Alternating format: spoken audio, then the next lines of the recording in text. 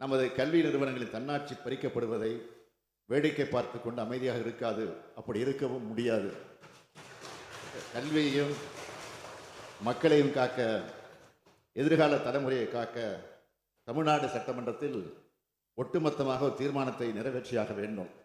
இந்த தீர்மானத்தை ஏற்று ஒன்றிய அரசு மனம் மாறாவிட்டால் மக்கள் மன்றத்தையும் நீதிமன்றத்தையும் நாடுவோம் என்ற முன்னுரையுடன் இந்த தீர்மானத்தை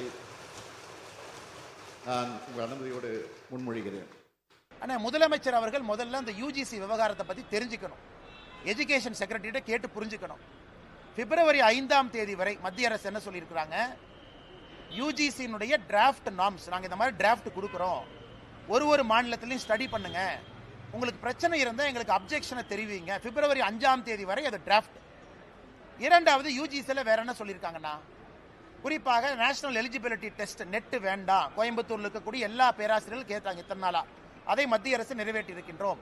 அதாவது இன்சைட் ப்ரொமோஷன், கல்லூரியில் சேர்ந்த பிறகு அதுக்குள்ளே எங்களுக்கு ப்ரொமோஷன் வேணும்னா நீங்கள் நெட் எழுத சொல்றீங்க, நாங்கள் 50 வயசில் எப்படி நெட் எழுதுவோம், அதை நாங்கள் மத்திய அரசிடம் எடுத்து சென்றிருந்தோம்.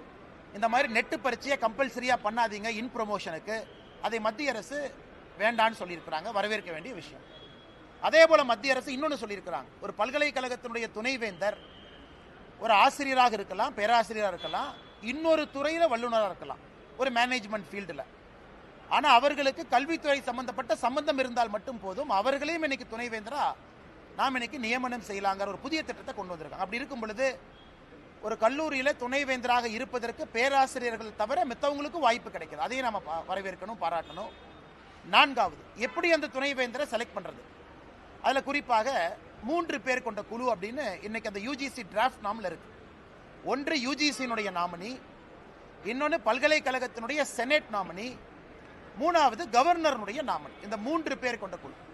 பல்கலைக்கழகத்தினுடைய செனட் நாமினி என்கின்ற முறையில் மாநில அரசுக்கு அவர்களுக்கு தேவையான மரியாதை அதில் வந்துடுது. பல்கலைக்கழகத்தினுடைய செனட் அங்கிருந்து ஒரு ரெப்ரசன்ட் வந்துடுறாங்க.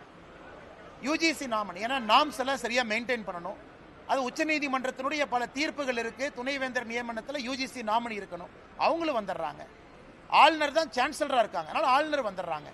இதை எதற்காக முதலமைச்சர் அவர்கள் அரசியல் செய்து சட்டப்பேரவையில் தீர்மானம் இயற்ற வேண்டிய அவசியத்திற்கான காரணத்தை நான் பார்க்கல. அதனால முதலமைச்சருக்கு உண்மையாலும் பிரச்சனை இருக்கா, எஜுகேஷன் செக்ரட்டரி அனுப்பி பிப்ரவரி 5ஆம் தேதிக்குள்ள நாங்கள் எதிர்க்கிறோம், இதுதான் காரணம் சொல்லட்டும். வேறு பக்கத்தில் இருக்கக்கூடிய என்னை போன்ற நபர்கள் இது சரிதாங்கிற விவாதத்தை நாங்களும் வைக்கிறோம்.